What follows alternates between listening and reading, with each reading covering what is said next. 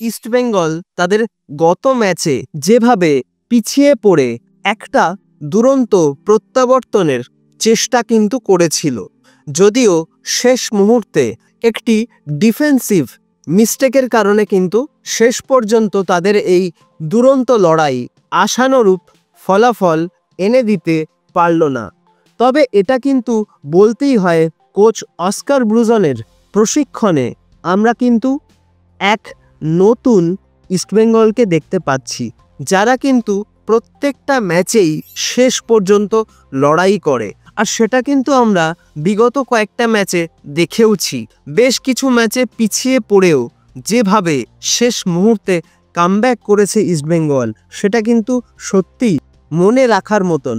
আবার বেশ কিছু ম্যাচে শেষ পর্যন্ত দুর্দান্ত লড়াই করেও মূল্যবান কিছু পয়েন্ট লুজ করেছে এই দলটি। আর এই সব কিছুর পেছনে একটা খুব গুরুত্বপূর্ণ কারণ কিন্তু টুর্নামেন্টের খুব গুরুত্বপূর্ণ সময়ে ইস্টবেঙ্গলের বেশ কিছু গুরুত্বপূর্ণ প্লেয়ার তারা কিন্তু বিভিন্ন সময়ে ইনজুরির কারণে ছিটকে গিয়েছেন দল থেকে, যার ফলে সমস্যায় পড়েছে ইস্টবেঙ্গল। তবে এবার সেই সমস্যা সমাধানের ক্ষেত্রে উইন্টার ট্রান্সফার উইন্ডো ভীষণ গুরুত্বপূর্ণ হতে পারে এই দলটার জন্য। এইখানেই প্রশ্ন আসে, নতুন কোন প্লেয়ার আসছে ইস্টবেঙ্গলে, সেইটা নিয়ে কিন্তু আজকে একটু কথা বলবো।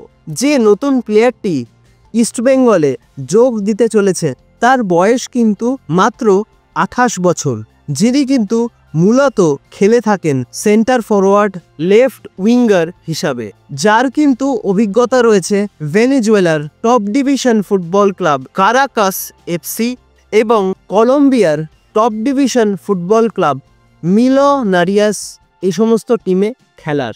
এবং এই প্লেয়ারটির কিন্তু ভেনেজুয়েলার জাতীয় ফুটবল দলে খেলার অভিজ্ঞতাও রয়েছে।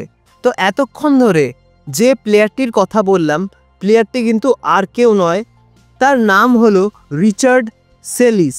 এখন দেখার এই প্লেয়ারটি ইস্টবেঙ্গল জার্সিতে তার প্রতি সমর্থকদের যে প্রত্যাশা, সেই প্রত্যাশা পূরণ করতে পারেন কিনা। তো এই বিষয়ে তোমাদের কি মতামত অবশ্যই কিন্তু আমাকে কমেন্ট করে জানিও।